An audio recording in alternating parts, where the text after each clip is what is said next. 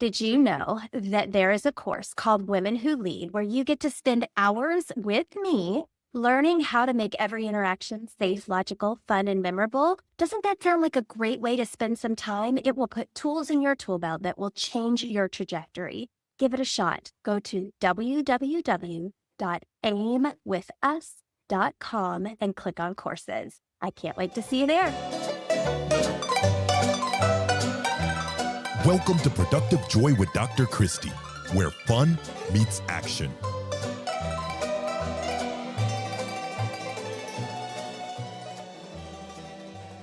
Hi, friends. Welcome to Productive Joy.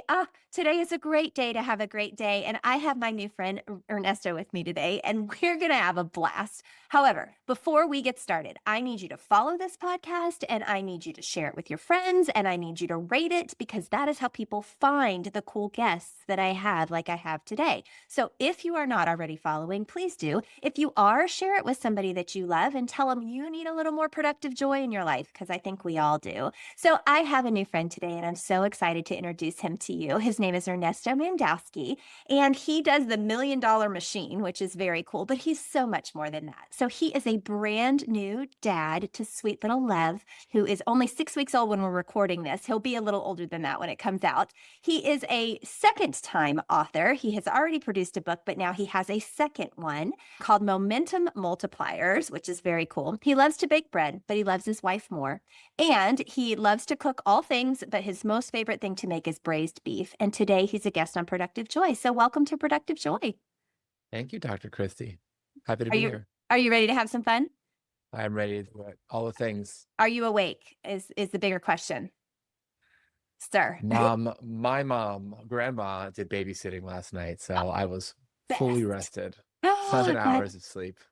Oh my gosh, you must feel like a new human being. That's so exciting. Okay, so right now when we're recording this, 6 weeks in to being a dad, what's the biggest, most shocking lesson that you've learned so far?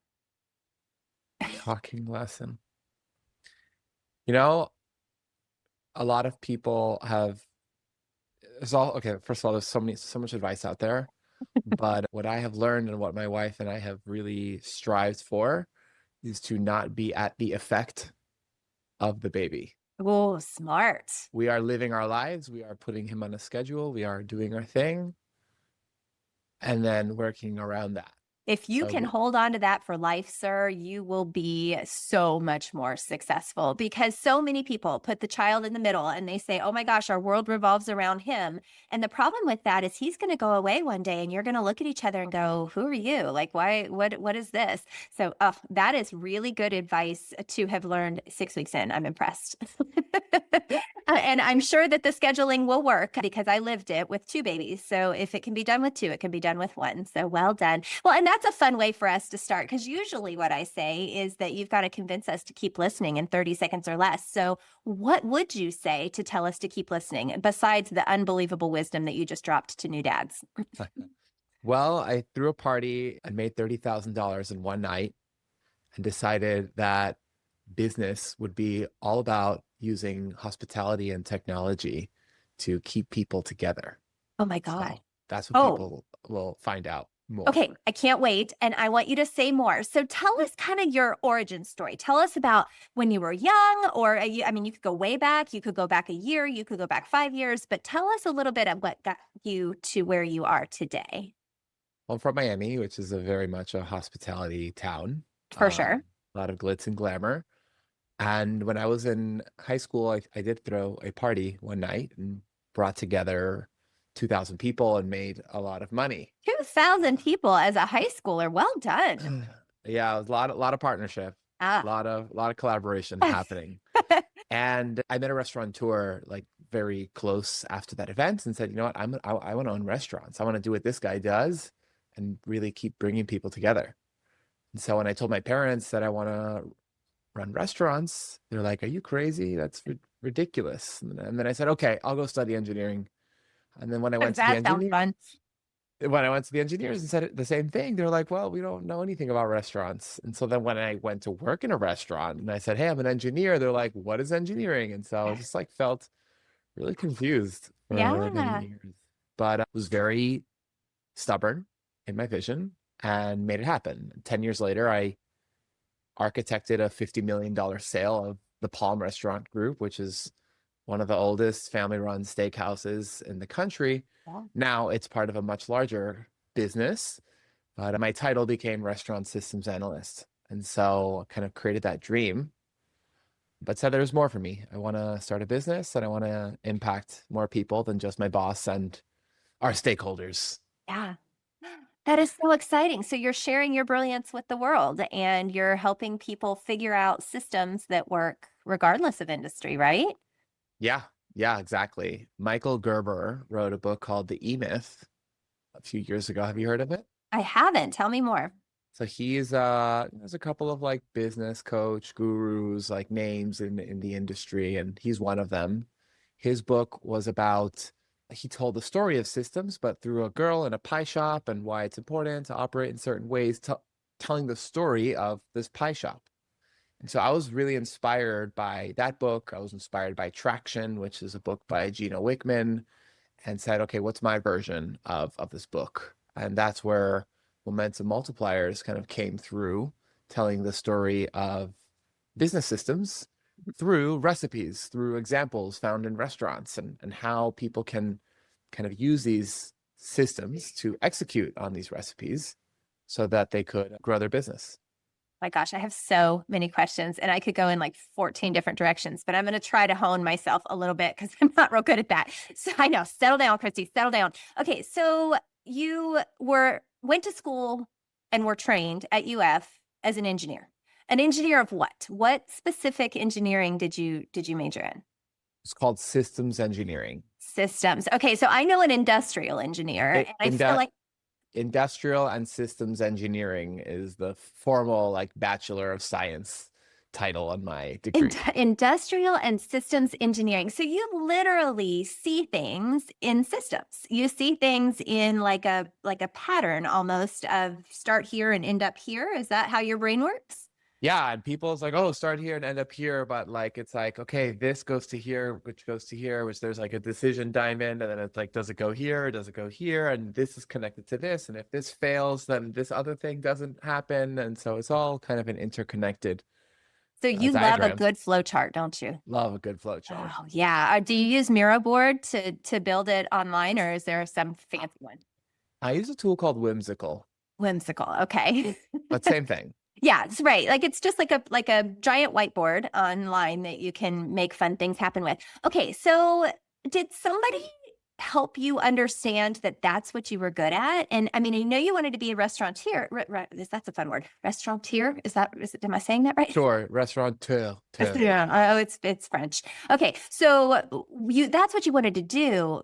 But how did you know that you needed to understand systems in order to make that happen? Or was that just like a random connection you made?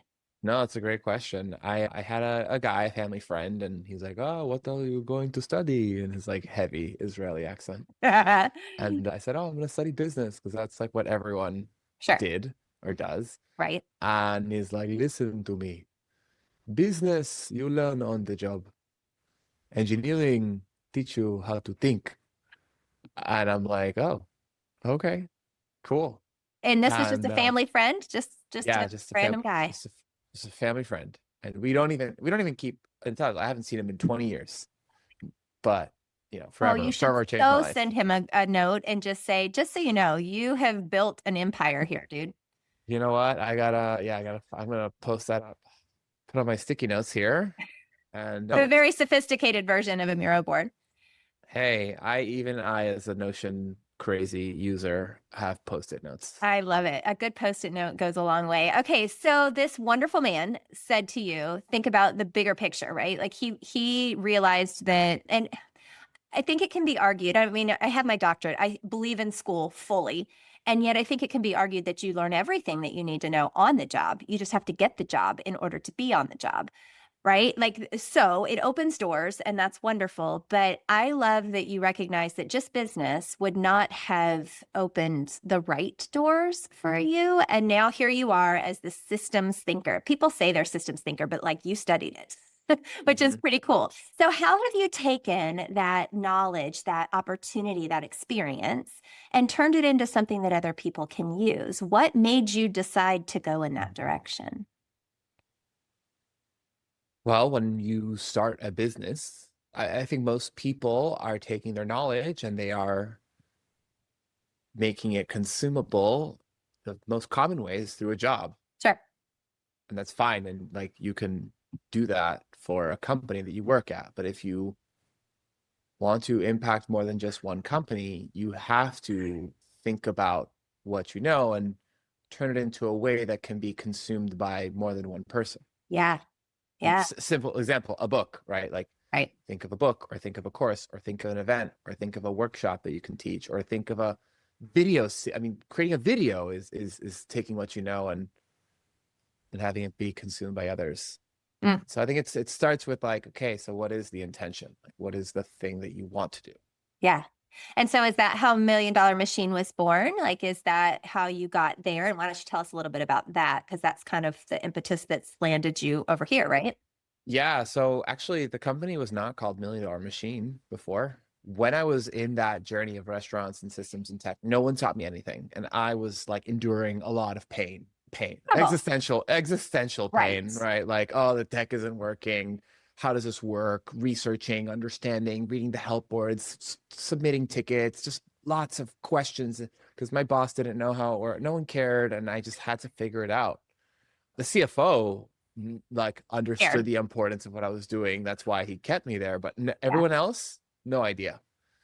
So I recognized that the industry was going to change.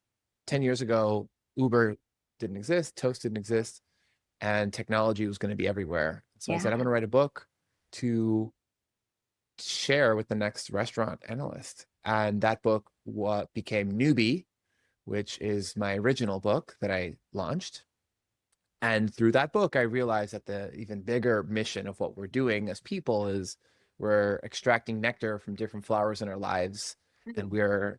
we're cross-pollinating the flowers, and we are creating a honey that we then share with the world. Back to the question of, how do you take what you know and share it with many people? I was creating this honey, and the company was called CPD Advisors, but I wasn't really landing this story about honey and flowers and entrepreneurs just want money. They just want to like make money and Tell work me less. simply, don't give me some sort of analogy. Yeah, make more money, work less hours. That's what they wanted. And so about a year and a half ago, or a year ago, I held a workshop called the $1 Million Machine, and 150 people showed up. Yeah. And I was like, whoa, like there's something here. Yeah. And so I rebranded the same weekend that we found out we were pregnant. And the last 9 months just have been a roller coaster of rebranding and getting everything together and retelling the story. Because when I got onto podcasts, they'd be like, tell me your story. And be like, oh, a lot of restaurants and bees and honey and all the like old story. Hadn't put But it all together yet. that's not $1 Million Machine. That's not recipe. That's not French kitchens. That's not like despotic discipline on how you're doing things. And Mhm. so this whole book came together in August and it released in December. So Well done. That's not yeah. easy to do, to turn a book around that fast. And yeah, it clearly was meant to come out of you, right? Like it was meant for people to experience. How cool that you didn't hide it and that you didn't keep it to yourself. Like you said, it's meant to be shared. It's meant for other people to take on. So this podcast is designed for people who are leading others and they want to create a little more productive joy. They want to find ways to turn fun into action and bring it all Mhm. together. So, first question of two parts is how would you define productive joy? And then how have you created that in your space? I'll answer both in one, Oh, two in one. You said earlier that I like to bake bread. hmm. So on Fridays, Jewish people typically bake challah bread. And so prior to Baby Lev, hasn't been as consistent recently, but on Fridays I would bake bread and I wouldn't be having existential crises about clients or emails or whatever things not getting done because I just have this confidence that I know when I submit the shipping address so Christie gets her book, my fulfillment provider is taking care of it. Like I just know. And when you have that awareness, not even awareness, just like the knowing that things are getting taken care of, you could feel joy while you are reading or baking or being productive or doing whatever it is that you want to do. But none of that comes if you don't build a system. Oh, that is so powerful. And I hear the word trust in what you just said, right? Like you're trusting the process. You've created the process, you've designed the process so that it's repeatable and it is a system. But then you have to trust that it's going to work. And that requires putting the right people in the right seats on the bus. And I mean, about every leadership lesson known to man was just summed up in what you just said. So well done on you. You Thank you. have Try to keep figured it out. simple. Well, Try but to you keep it have figured simple. out how to hone your story, right? That's the part that being on multiple podcasts and putting yourself out there and writing a book will help you do, is get to the point where you can take all this information that you've learned over every year you've spent on this planet and you funnel it into a couple really great statements. And that's what you do really, really well. So nice job. And Thank you. It's working for sure. So if I were to pick up Momentum Multipliers, what would I gain from that experience? So you would learn the 5 recipes to build your $1 million machine. That's the subtitle of the book. And again, well done. Somebody coached you well on that. So people are going to Google that and they're going to find these 5 recipes. So you quelled it down to 5 specific things that you do. Yep. And the first one is exactly what you asked earlier, right? How do you take your knowledge to give it to the world? That's your transformation that you are delivering to people. Sometimes it's a course, sometimes it's a workshop, sometimes it's a service, sometimes it's a gathering, many different ways. But having that transformation very clear in terms of like, what are the steps to execute it allows you to actually bring on a team member to do it on your behalf. Yeah. Which, going back to productive joy, you can go bake bread while a VA is producing your carousel or whatever thing that you need to do. Then the second one is connection. So this is around creating relationships with people. After this episode, you're going to go in my database and I'm going to reach out to you in a month and see how things are going. I'm excited. Most people are doing connection inside of their email inbox and they're looking at their messages and they're looking at WhatsApp and they don't have like a repeatable way of like looking at all their contacts and like segmenting them into hosts and clients and community builders and teachers and research writers. Like it's about organizing all of these relationships and having the absolute clarity in them. The next time you're going to check in with them, what am I going to talk to Christie about the next time we talk? So having that clarity. This is also known as sales. In the sales world, right? When are you going to follow up with the lead? What are you going to follow up with them about? What's the next piece of value you're going to deliver to that person? Because once they say yes, now they go back to the transformation that you're delivering. Yeah. So the third recipe is communication. So after you exhaust your whole network of people and you need new audiences, you now market. You create content on Instagram, on YouTube, on LinkedIn. You're getting the message out. You record podcasts. You share it with the world. And as more people find out, they come into connection with you, more into connection, back into transformation. There's like a pattern here. I see this pattern. It's a good one. Thank you. And most entrepreneurs know these 3 things really well. They're like, oh yeah, sales, fulfillment, marketing. Like, yeah, of course I do all that stuff. And it's a dumpster fire. Yes. So, which brings us to recipe number 4 and 5. Did you know, actually, pop quiz, you might know this because you're a researcher. I don't know. We'll see. What percent of small businesses in America are solopreneur owned? What percentage? Oh gosh. I would say a pretty high percentage, but mine might be completely inversely accurate on that. Like I think a lot of people start it by themselves and then don't ever scale. Correct. Okay. I don't know. I don't have a guess. 86% of the 33 million small businesses in America are solopreneur owned. 86%. 28 million entrepreneurs are working alone. Wow. And when they're working alone, they're doing these 3 things really well, probably with some contractors helping them. Yeah. But what separates the hobbyists from the enterprise is organization, which is recipe number 4, and actualization. In organization, you start bringing in technology. You align your teams the 6 teams in every business, the tactics, how you do everything with the tools, with the software to do everything. And so this is where we're like, oh, I'll use HubSpot, or I'll use MailChimp, or I'll use this project management tool. Like, I'll start actually implementing all this stuff. And once you have the machine built, so that you don't become just like a very cold, mechanistic organization, you have actualization, which is the culture, which you bring in team members, you have culture, you have welcome, onboarding, celebrations. I mean, you make work fun with your actualization, because when you make it fun, people are excited. They're actually bringing more performance, and which leads to profit.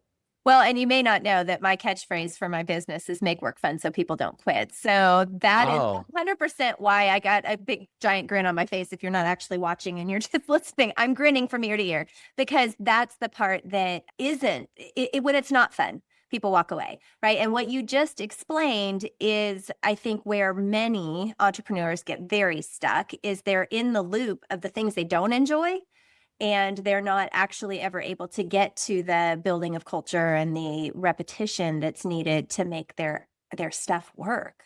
That makes good sense. And I'm glad that I said a high number.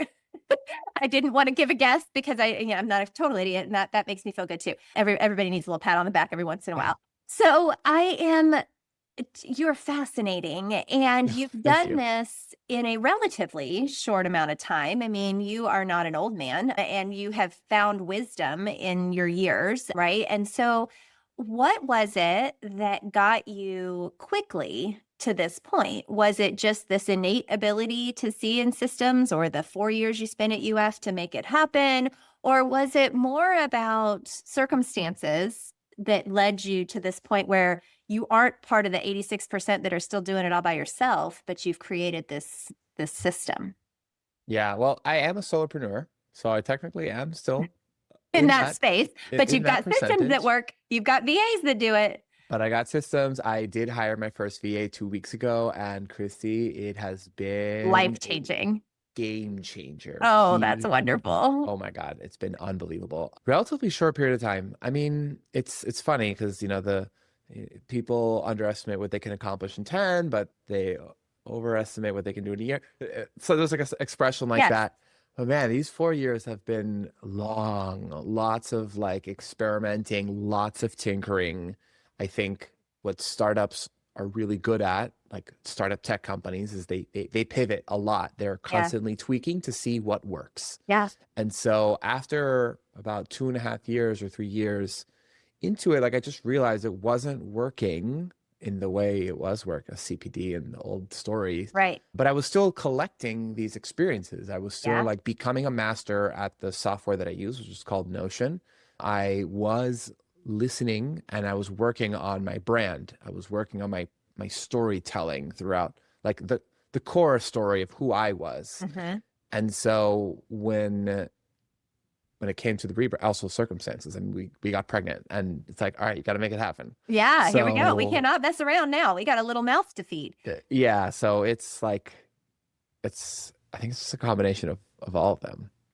Oh, you are so fascinating. And I love your systems, I guess, is really what it boils down to, because it is something that anyone can use, whether it's a 17-year-old wanting to throw a party for 2,000 people. Well done.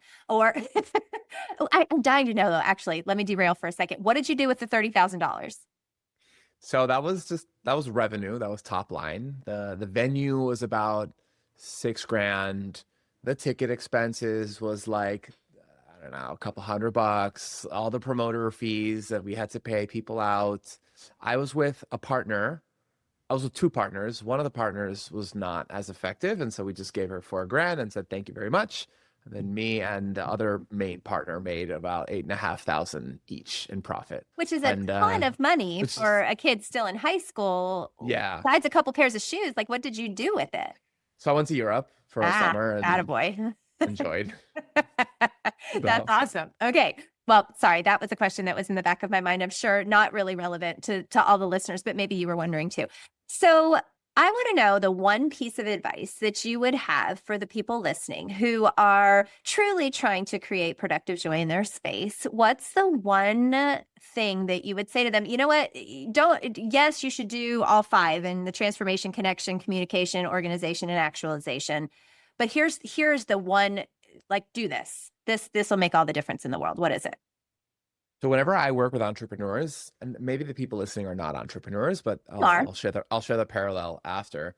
The first thing we do is we build a growth scorecard, and the growth scorecard represents like the top line revenue, and we boil it down to 6 numbers, and fine, okay, if I want $1 million, because we are a $1 million machine, and this is our average price, and this is the number of clients, we boil it down. I then ask them why, like what is like. So that, Yeah. and So that I can go to Europe at 17. Oh, no. yeah, whatever it is, right? Like I want to be here so that blank. And I don't think enough people take the moment to answer that question. Yeah. The so that. Yeah. Do you know the book, The Alchemist? I have seen it. I have not ever read it, but I do know the book you're talking about. Okay. You're adding to my list here, dude. I already, and I cannot wait to get yours. But okay, The Giving you Alchemist. homework here. Yep, thank you. Why do I need to read that one? The author, his name's Paulo Coelho. The book is the inspiration for Newbie, but no, aside from that, his first book, the book he wrote prior to The Alchemist, was called The Pilgrimage. And he talks about the story of the Camino de Santiago in Spain. I don't know if you're familiar, there's a very long Spain. So that story talks about the character's voyage to find a sword, to find this one sword. And the message of that book that he has is that, like, in life, we think like we're just focusing on the sword. But the true insight, it's like, okay, what are you going to do with the sword once you find it? And so going back to my scorecard, it's like, okay, we're all focused on the $1 million machine, but what are you going to do with it once it's already there? And so already having that foresight into like what you're going to do with it is going to help people like say, oh, this is why I need to become more productive, or this is why I need to have time blockers, or I need to create space on Saturdays, Shabbat, because I want to spend time with my spouse or my kids or my hobby, whatever. So really getting clear on that purpose. Oh, powerful. Very, very powerful. Okay, so how might somebody find you? Because that is super important. I mean, I'm sure we can Google a couple different things, but what would you recommend people do to find you? Yeah, I'm on LinkedIn. I think people can find me on Instagram because I have a lot of video there so that they get a feel for these recipes and how simple things can be. So they can find me on Instagram, or they can click the show note button below and go to my website and see all that fancy stuff. But really, send me a DM on Instagram. Okay. Well, simple doesn't always mean easy, right? And so never does. Right. The simplicity of it makes it accessible. And then people have to decide that they're going to put in the effort that's required to make really great things happen. And I'm just so honored that you chose to spend some time with us here on Productive Joy so that we could learn from you, because I think you've got a whole lot to give and you're giving it, even though that sweet little baby is keeping you up at night. But you did get 7 hours last night. So that's a win, dude. That is a win. Okay. I have some rapid fire questions for you, if you wouldn't mind, to kind of get us to wrap things up. So first question, what's your definition of fun?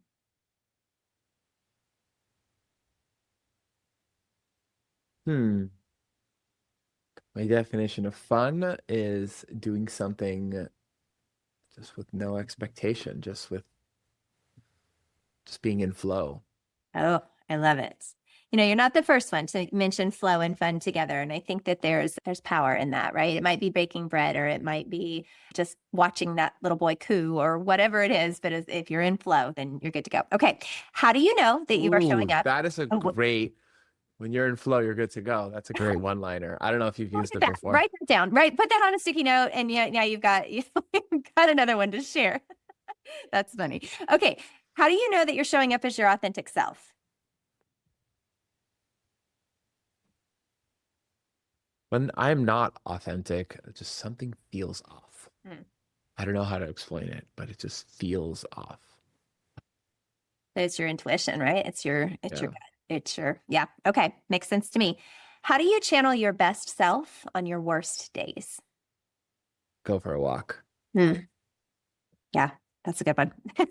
Okay. And this last one is going to be so tough, sir, because my goodness, have you dropped some wisdom today? But people by nature in a 30-minute time span really latch onto one thing. So if they can only remember one thing from our time together, what's the one thing you really want them to remember? Growing your business can be as simple as following recipes. That's simple enough. I love it. And you have the 5 recipes right there for them in Momentum Multipliers. Love it. Well, thank you, Ernesto, for your time today. Thank you for choosing to share your brilliance with the world. Thank you for being a light and a life and a systems thinker that actually creates systems for other people. It's pretty special. And thank you for being on Productive Joy today. Thank you. And for all of our listeners, guys, I'm telling you, they just keep getting better. So I need you to grab a couple nuggets of wisdom from today and use those nuggets of wisdom to figure out a way to turn fun into action.